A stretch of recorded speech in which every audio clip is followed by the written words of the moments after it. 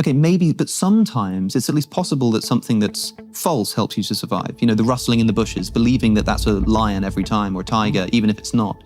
It's interesting. You could posit some sort of supercomputer, knows everything, embodies every particle, whatever. Every single time the rustling in the bushes is actually a predator, it would know to get away. Every single time the rustling was not. It helps you to survive, because that one time that it is, you're still going to run away. And it costs you nothing to run away when it's not a tiger. So believing it's a tiger, even when it's not. So what we're doing in the last 200 years is realizing we have this structure, and then some people are saying, okay, well, let's try to separate ourselves, Peterson. No, this structure, like, the religion isn't believing in these stories in this way. The structure inside of us is religion. I have a suspension of belief and disbelief.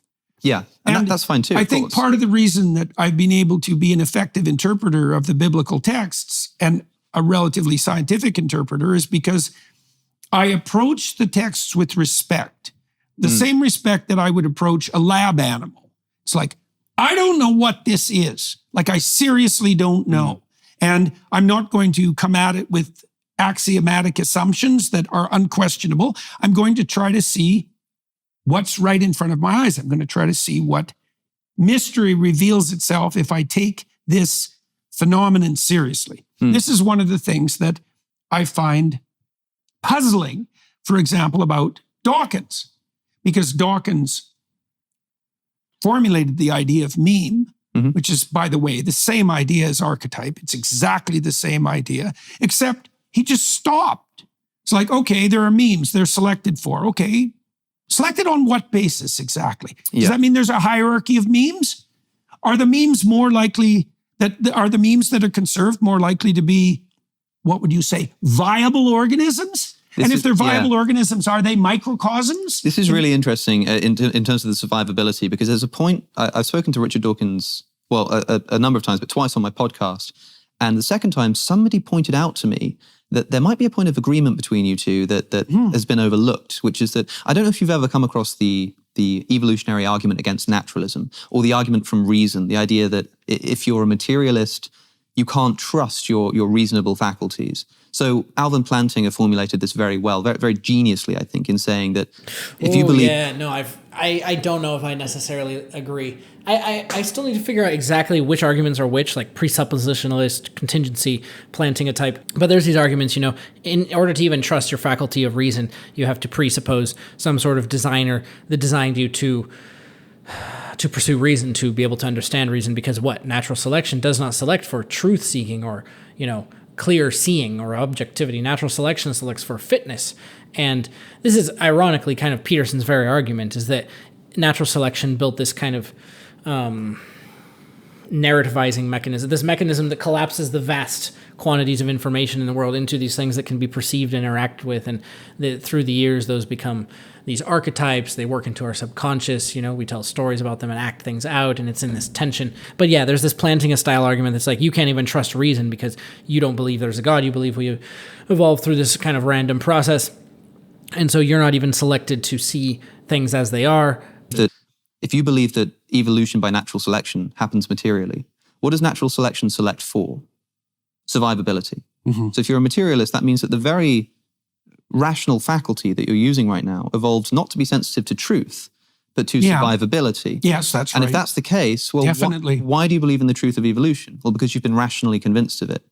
But the thing that you've just assented to, the belief itself has just undercut the process by which you came to that belief. Look, there's a whole... I've never found this too compelling, to be honest. I'll note that, I mean, all the theists, apologists who forward this argument are probably accepting natural selection. Peterson himself, you know, makes this argument for God from natural selection. But they would just say there's this kind of overarching entity that designed and wished, you know, truth-seeking to be possible and accessible, and that, you know, that's the only way we have the faculty of reason. Matt Dillahunty has these, they do a much more extreme job, but Matt Dillahunty has these debates against like Matt Slick or Cy 10, where they just go over and over again, how do you even know it's good? How do you even know you exist? How do you even da-da-da? How do you even da-da-da? And look, every conversation in my view, presupposes reason. Reason is the basis by which we can do everything. It's self-evident. That's what I would say. It's self-evident. A equals A. There is no conceivable situation in which A can be at once A and not A. There is no conceivable situation in which A can exist and not exist. Tautology, everything is kind of built up from these things. So, I mean, you can tack on to every single argument. The atheist could caveat by saying something like, what I perceive as this volume button and what I perceive as this green light indicates that the speakers are on, and what I want to do when I do what I call switching this button with what I call my thumb is create a situation in which those boxes over there that I call speakers can no longer transmit sound to my ears, and I interpret the sound as having meaning because of how we could tack on these caveats to everything, but there's always, you could just say there's some sort of sensory experience such that this part of my brain that is connecting to these words thinks this sort of thing that the words mean. And you could just always say that about everything. Some sort of sensory experience such blah, blah, blah, blah, blah, blah, blah. You could say that endlessly, and it would just take the conversation right back to ground zero. The skeptic has more grounds. I do not know what that word was that I just said. The reason, what I mean when I say this is always going to be what I mean when I say this. And if I give it to you and you see it the same, then we can talk about it and reach a conclusion about how it works and if it does or doesn't work. The reason is always undergirding that. I don't think it's a circular argument, basically. You're using reason to prove that God is necessary for reason. That's just circular. That's simple. Wow, Jesse, you just rambled a lot, and you're just saying reason shows that God is necessary for reason. It's circular. Everyone presupposes reason when they talk, when they open their mouths, when they even think they can connect with this other entity across the table from them. That's it. I mean, it's self-evident. It really, truly seems self-evident. If we're going to be skeptics about everything, I don't think we can even start talking about God. You can't even say reason would be necessary for God. That's the first leap to even get off the ground. The New England pragmatists figured this out in 1880. Yeah, now I think this is a fascinating. I think it really is just a. It is. It's exciting. It's a novel. That's for sure. Brilliant. That's for sure. I asked. It's actually a point where Darwin and Newton do not come together. How do you mean? Well, the Darwinian definition of true and the Newtonian definition of true exactly are not right. the same thing. Here's the thing. You had a conversation with Sam Harris. Yeah. You've had a number, but one of them. And he's alluding, I think, to this idea that what's true depends on how it's perceived and how it's used by the being that wants to perceive and use it to bring a better experience or more meaningful, survival moving forward into the future. That's good. I think this is going in a direction where I'll be able to say more from the perspective of maybe Advaita or, Sam Harris type meditation, consciousness, how conscious experience is self-evidently meaningful, and how that's kind of this infinite and undeniable thing by which we can ground a lot of our phenomenological side. And then, if you say that's nested in a purely mathematical side, then you have your worldview, and I think we can do a lot with that. I think that's probably where this will go. Let's see. I don't think it was a live event. I think it was before that. You're talking about truth. Yeah, and you're very trying awkward second talk I had with him. I was extremely ill. It was. It was awkward to listen to because it felt very much like. And I remember at the time thinking, what is this Jordan Peterson talking about? Like truth is like Darwinian. Truth is about like survivability. What do you mean? Truth is true the way an arrow flies. Yeah, right. And now I asked Richard Dawkins about the evolutionary argument against naturalism. Yeah. I said, well, how can you know that what you believe is true? And he said, because believing true things makes me more likely to survive. Hey, watch where you go with that. I didn't catch it at the time, but I thought to myself afterwards, it was one of my commenters on Patreon actually had mentioned this. He was listening to Richard, and I said, but sometimes it's at least possible that something that's false helps you to survive. The rustling in the bushes, believing that that's a lion every time or a tiger, even if it's not. It's interesting. You could posit some sort of supercomputer, universal supercomputer, knows everything, embodies every particle, whatever.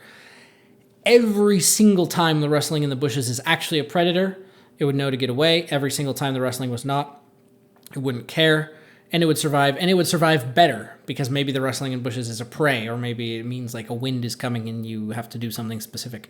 The more knowledge you have, supposedly, the better. Peterson's whole thing is based on this idea of finitude. A lot of philosophy is based on this idea that we can't know everything, that we have to have this hazy area where we kind of piece things together and guess and take risks. That's, what was I saying? Oh no.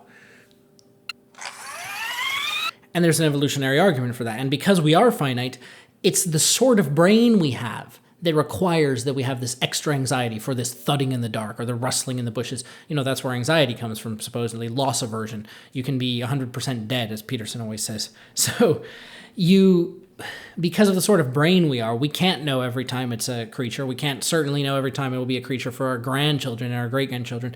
So we have these genes that code for extra wariness. And then, if we were to strip them away, we would just be snapped up by a predator like that. So we need to have this structure in order to deal with the much more chaotic universe that extends beyond our little finitude here.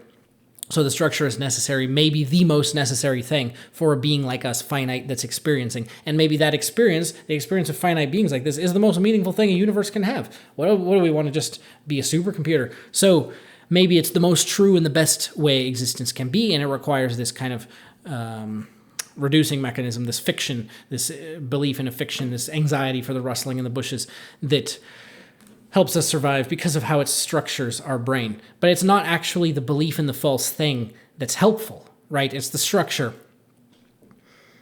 It helps you to survive, because that one time that it is, you're still going to run away, and it costs you nothing to run away when it's not a tiger. So believing it's a tiger, even when it's not. So what we're doing in the last 200 years is realizing we have this structure, and then some people are saying, okay, well, let's try to separate ourselves from the dogma of this structure as much as possible and do science, and that's very useful and can help us. Some people are saying, like Peterson, no, this structure, like the religion isn't believing in these stories in this way. The structure inside of us is religion. We are religious because of this structure. These patterns inside of us and how we react and how they sustain us, that's what the stories actually are. And both are needed.